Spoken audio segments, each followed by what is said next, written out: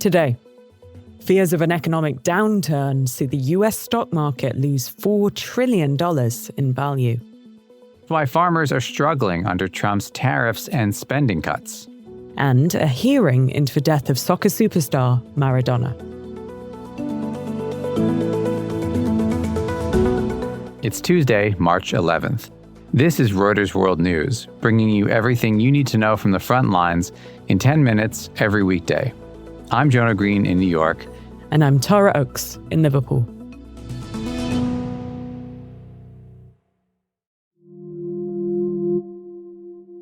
We start in the Philippines, where supporters of Rodrigo Duterte are rallying outside the airbase where he's being held. The ex-president was arrested in Manila's airport at the request of the International Criminal Court. It's a major step in the ICC's investigation into the thousands of alleged extrajudicial killings in Duterte's signature war on drugs. The 79-year-old has repeatedly defended the drug crackdown. He denies ordering the murders of drug suspects and says he instructed the police to kill in self-defense only. On Monday, US stock markets suffered their largest drop since President Donald Trump took office, with tech shares falling at their fastest pace since 2022, and trillions of dollars wiped off the S&P 500. And the mood in financial markets is still skittish. Carmel Crimmins is here to tell us what's going on.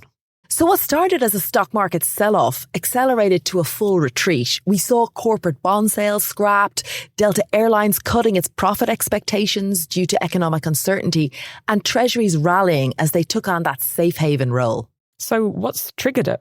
Well, Trump's trade war and the cuts to federal spending are darkening the economic outlook. But I think, crucially, signals from Trump and his advisors that there needs to be some near-term pain while his policies take effect has really spooked people.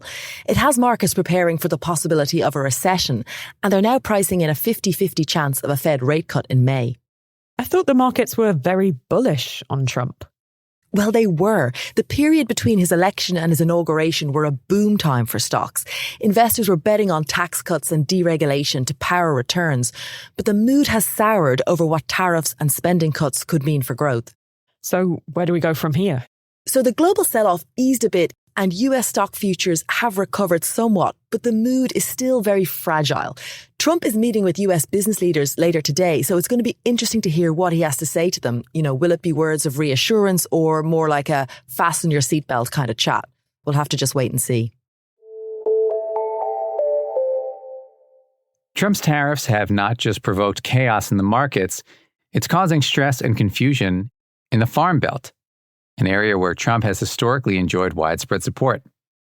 U.S. farmers are also grappling with a pause in federal spending and a freeze on most humanitarian aid as well. Leah Douglas has been covering the story. Well, we spoke to more than 24 farmers and food or farm organizations in 7 states, and they all were reporting some amount of grant funding that was frozen from the U.S. government and from the U.S. Department of Agriculture. The impacts are really broad. We spoke to one farmer in Montana who has been waiting on a $648,000 grant from USDA to build a feed mill that would serve area farmers. And with that money frozen, now that project has been delayed. We've talked to some organizations that have laid off staff and farmers that are making different planting decisions or potentially losing customers who themselves are waiting on grants from the USDA. And I was surprised to read in your piece that they are also affected by foreign aid cuts as well. That's right. So U.S. farmers sell a significant amount of U.S. commodities into the foreign aid infrastructure. So those are commodities that the U.S. government is donating, sending abroad into different development programs. And with a lot of disruption to USAID, the dismantling of that organization, and disruption to foreign aid in general, that's meant a lot of confusion in farm country. And we first started off with in the goat business. So another set of farmers that we spoke to, Ed and Becky Morgan, who have a livestock farm in Shanks, West Virginia. And they liked our sausage. Like, cool.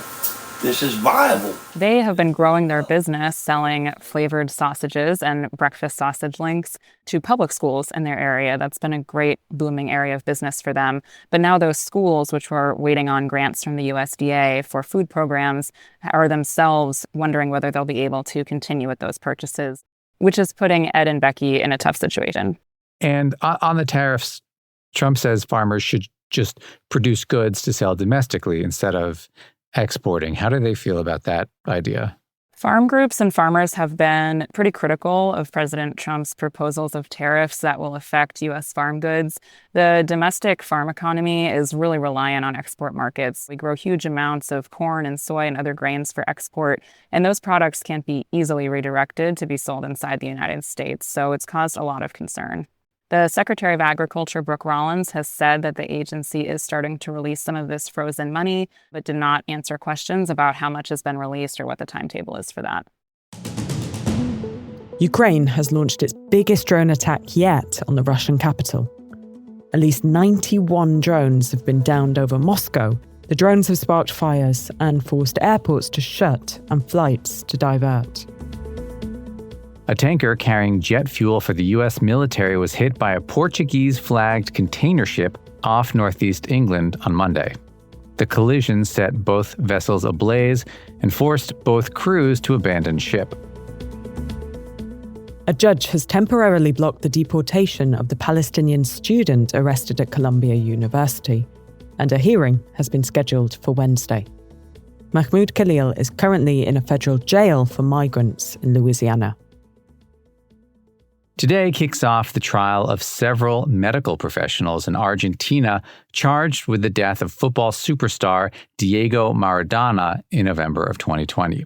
Maradona's heart failure just days after a brain surgery was reviewed by a medical board, which said his healthcare team acted in an, quote, inappropriate, deficient, and reckless manner. The medical team generally rejects the charges. Here to explain is our bureau chief for Southern Latin America, Adam Jordan. The focus of the case is whether the defendants, all part of Maradona's medical team, we're talking nurses, we're talking psychiatrists and a brain surgeon, whether they were culpable in his death. What the doctors and his medical team say was that he was a difficult patient. It was hard to treat him. He didn't want to be treated in a hospital. He wanted to be at home. Now, Maradona had been unwell in various forms for years. He suffered with addictions of alcohol and cocaine. What his family and prosecutors say is that the doctors did not do enough, knowing that he was unwell, knowing that he had various complications. So on that is basically what this whole case rests. Was it their fault? Was Maradona just too difficult to look after and too sick, and they couldn't have done anything about it? Maradona is one of the most beloved players of the game of all time, arguably. So how are fans reacting? The thing in Argentina is that Maradona is just a figure that is bigger than life. He is everywhere. You see him on murals on the side of buildings. You see him on tattoos of football fans. And he's revered to such an extent that when he did die, he lay in state here in Buenos Aires. There were tens of thousands of people that thronged into the streets to go and see him, an outpouring of grief. And that has led to a situation where people feel very invested in his death. There's an emotional element to it beyond the deaths of most celebrities or icons. Pope Francis is no longer in immediate danger of death and is responding well to treatment in the hospital, the Vatican says. The 88-year-old pontiff has battled double pneumonia for 3 weeks. Truckloads of green coffee beans are being reported stolen across the United States as prices for the beans increase to all-time highs. And if you want to learn more about coffee's rising prices, check out our Econ World podcast all about coffee. We'll put a link in the description.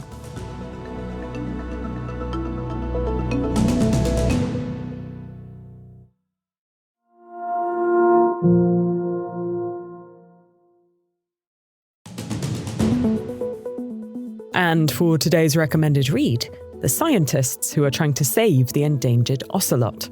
There are fewer than 100 left in the US, and scientists are trekking across the country, trying fertility treatments and working to kickstart a new generation of the wildcat. There's a link to the story in the pod description. For more on any of the stories from today, check out Reuters.com or the Reuters app. Don't forget to follow us on your favorite podcast player. We'll be back tomorrow with our daily headline show.